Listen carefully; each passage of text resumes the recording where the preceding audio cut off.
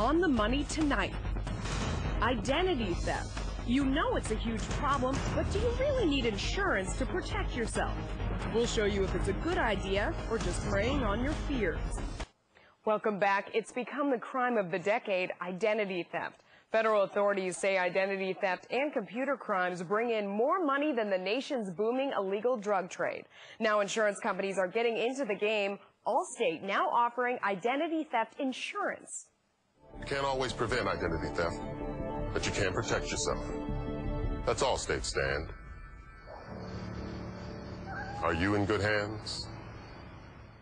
Keith Green is the Vice President of Product Design at Allstate. He's with us tonight. And Robert Siciliano, identity theft expert and consultant on white-collar crime, is here with a look at whether or not insurance is enough. Keith, I want to start with you. Forgive me, but this product sounds a little bit gimmicky. Not at all, Melissa. I think, as you've just said, this is a growing crime. It's a growing concern on the part of consumers. And at Allstate, we saw an opportunity to really step up to the plate. And so what does the insurance do for you? It does a couple of things in two broad categories. First of all, it provides expense reimbursement. So there are potential expenses sometimes which are substantial that a victim could incur, whether it be attorney fees, whether it be lost wages. The other important component is a restoration component, where we have partnered with a professional firm who's an expert in identity restoration to help the consumer address the problems that have been a part of having their identity stolen. But isn't the horse sort of out of the barn at this point once it happens? Not really. I mean, there is, once it's happened, I mean, that's only the start. And there's a lot of benefit in terms of taking immediate corrective action.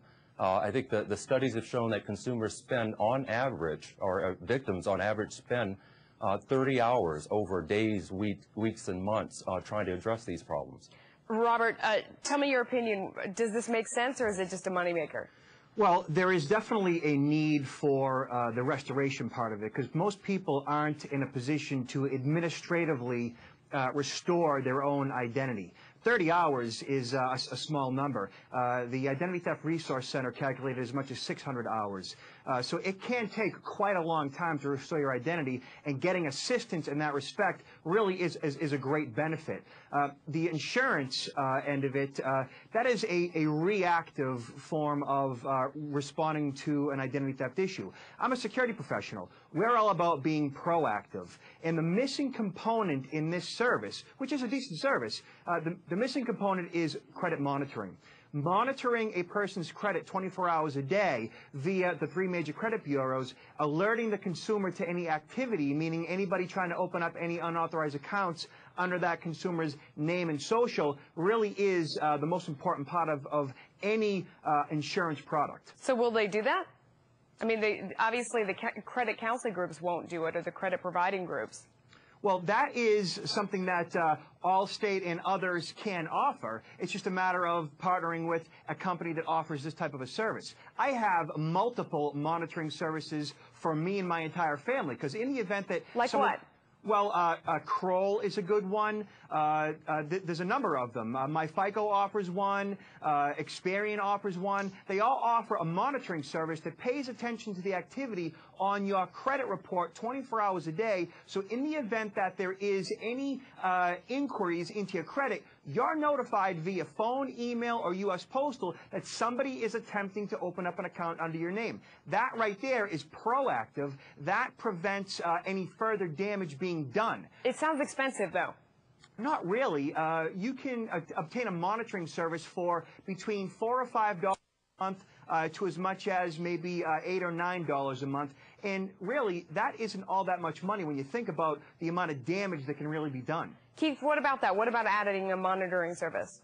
Yeah, there's no way that I can argue with that. I mean, I think the preventative measures are important.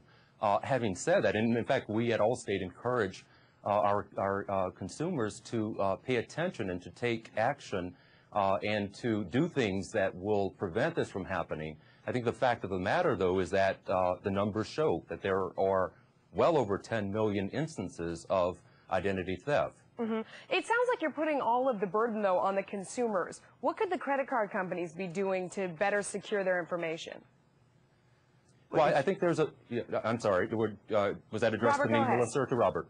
Well, it's really the federal government passing initiatives that really don't require the Social Security number to be a primary identifier, either that or credit freezes across the board. It's not the credit card companies. It's the federal government saying, okay, enough is enough with open door policy on credit, meaning that at any given time, anybody can access your credit report as long as they have access to your Social Security number, which a lot of people do. Your Social Security number is for sale in a lot of different places. Get the federal government in charge. I don't know. Sounds like a bigger problem. But thank you so much, both Robert and Keith. Thanks for joining us.